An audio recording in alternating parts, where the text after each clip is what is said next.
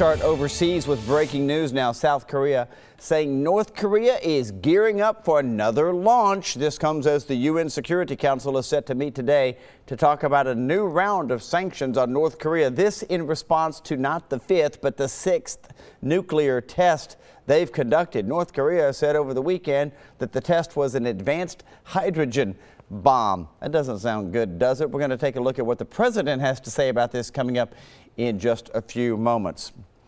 And here at home, we've got some breaking news as well. Police investigating a shooting. The victim walked to Skyline Hospital overnight, telling police that someone had shot him in the shoulder as he was driving around. As we get more information, we'll have an update on that shooting. And some breaking news now. There's another shooting victim that showed up at the hospital. A terrifying story, telling police. News Channel 5's Blake Rosnowski is live at Vanderbilt Medical Center. Blake, good morning. So do we know what happened on this case, this shooting? Steve, we do have a few more details in this case. Very scary situation for this man who was simply just trying to drive down the interstate. The victim told police that he was driving down I-65 South near Rosa Parks Boulevard when all of a sudden he saw somebody trying to flag him down. And then that's when he says multiple shots were fired. He was able to get himself here to Vanderbilt University Hospital. We're told the incident happened sometime between 2 and 3 this morning. The victim was shot in the upper right shoulder. He is expected to be okay. We are working to dig up more details on a description of the suspect as well as the vehicle. And as soon as we have those details, we'll be sure to bring them to you. Live at Vanderbilt University, Blake Rosnowski, News Channel 5. Blake, thanks so much. And happening right now, search efforts will continue for a man that is missing in the Red River. News Channel 5's Dan Kennedy live in Clarksville for us this morning. Dan, the sun's starting to come up and we may be able to see that river you've been talking about there behind us that has really gotten close, a lot closer probably to the roadway there than it had been. Right, because this was on Friday and that was the day we had all that rain. So all those creeks, all these rivers around the mid-state were extra swollen and big currents associated with these rivers. So yeah, peeking through these trees, we can sort of see the Red River this morning. This is where this 24-year-old man was missing, but on Friday it was much higher, up to this parking lot almost, where this young man had been standing. Supposedly in a scuffle with some bouncers at a bar that backs up to this river, and that's when the young man went in. Searchers tried over the weekend to locate this man. No luck so far, so they're going to continue that search in about an hour. Eyewitnesses tell police that security had to come outside the Electric Cowboy Bar and break up a fight between two men in the parking lot. They say that's when this 24-year-old became, quote, belligerent towards the bouncers and went towards the water. They say he fell into a large puddle as he was challenging the bouncers to a fight. They say as he stood back up, that's when he was swept away by the fast-moving water of the Red River. And all this again on Friday when rains were heavy and localized flooding was certainly a big deal here in the mid-state. So in about an hour, we expect EMS crews, Clarksville Rescue, to continue the searches. We've also been told that the Coast Guard has been notified as the search continues for this 24-year-old man missing now for several days in Clarksville's Red River. Reporting live in Montgomery County, Dan Kennedy, News Channel 5. Dan, thanks so much, and we hope to learn more now about a deadly car accident that happened in the Tennessee River over the weekend. This is just strange. It happened in Hardin County Saturday at a boat ramp in Saltillo. The Tennessee Highway Patrol telling us that two bodies were pulled from the water. One was the driver, Richie Weaver. The other one, a passenger named Ronnie Steele. Now listen to this. A guy actually found that car as he was launching his boat. His boat hit the top of the car because it was just under the surface of the water.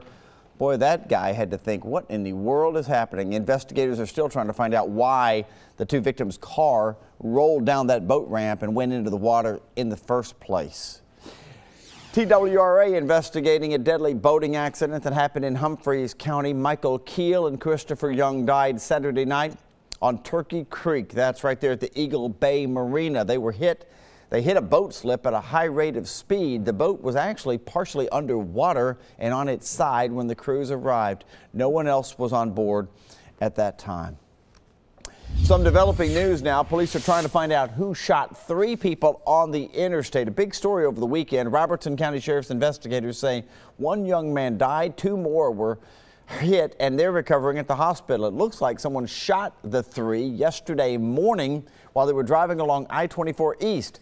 Investigators do not think this attack was random either. They think it was targeted. It's unclear if they have any suspects this morning. I-24 was shut down for a while because of that. A suspected gunman is on the run. Two alleged partners in crime waking up in jail, though. Dontarius Johnson and a teen are both charged with shooting an 18-year-old a couple of weeks ago on Rio Vista Drive in Madison. Detectives say three gunmen forced their way into the home, shooting Ladarius Harns in the abdomen and then taking off with some cash. If you know who the third suspect is or where he is, call Crime Stoppers at 615-74-CRIME. We are just a few days away now from the jury selection in the first trial of a big murder case we followed literally for years now, the case of Holly Bobo. Jury selection begins Saturday in Hardin County for that guy, Zach Adams, one of three men charged with the nursing student's death. She was 19 years of age. It happened back in 2011. It's a kidnapping, rape, and murder case. Police believe the suspects shot Holly in the head. Opening statements in that trial start a week from today. All right, some questionable bachelorette party decorations at a home in East Nashville have a lot of people talking and a lot of people ticked this morning. A poster with an explicit photo was hung on the side of this home on Porter Road at Creighton Avenue over the weekend. One local Airbnb host says, this is not a good representation of the short-term rentals. He stays upstairs so he can monitor what's going on at his property. David Cathro posted the picture in the East Nashville group. I guess there's a point where it could get a bit vulgar, but I don't think it happens a lot, and I think it's kind of cute. Not everybody thinks it's so cute. A Metro Council committee working on developing regulations for those short-term rentals. And the more of this we see, the more those regulations are going to be put into place quickly. The council could vote on it in October. And happy Labor Day to you today. We are going to have a very nice afternoon. The only thing this morning is that we do have some patchy fog developing in some of our locations here across the mid-state. When you see those white and grays, that means visibility is down to less than a quarter of a mile. So if you're south of Rutherford County into Cannon, Coffee, even Warren County this morning, we are seeing some of that patchy fog. Also over towards Lawrence County and Giles County in southern Tennessee, seeing some foggy conditions for this morning. Here's a look at our Labor Day breakdown. By 8 o'clock, we're into those mid-60s, upper 70s by 10 o'clock. Sunny skies staying with us all morning long. During the afternoon, we'll see a few more clouds developing. We'll be in those lower 80s by 12, 85 by 2, and 87 by 4 o'clock. Here's our allergy report for today. We are seeing the grasses and weeds on the moderate side. That's because we've seen sunny skies, really dry conditions all throughout the weekend. We will see some rain, though, that's going to help knock some of that pollen down and help some of our allergy sufferers once we start tomorrow. I'll break that down in a 7-day forecast. We'll show you that next. Steve? Heather, thank you. And some breaking news. Now, we talked about this at the top of the show. North Korea gearing up for a launch. What South Korea has to say about that nuclear standoff, that's on the way. And a man is dead out west after running into flames at this popular Burning Man festival. Wow, what was this guy thinking? Investigators are trying to find out what went wrong. Some breaking news from overseas now. South Korea defense officials say they will continue to see signs of possibly more ballistic missile launches coming from Kim Jong-un and North Korea, including, and here's the scary one, an intercontinental ballistic missile. The report comes after some live fire drills in South Korea this morning and tough talk from the Trump administration. Here's Hannah Doba. South Korea's military says it carried out a live fire exercise this morning using fighter jets and long-range ballistic missiles in a drill simulating an attack on North Korea's nuclear test site. The ongoing exercises are in response to the North's claims to have detonated a hydrogen bomb underground Sunday. The United Nations is also set to respond with an emergency Security Council meeting today. Hours after the rogue regime's nuclear test, President Trump responded while leaving church Sunday. Mr. President, will you attack North Korea?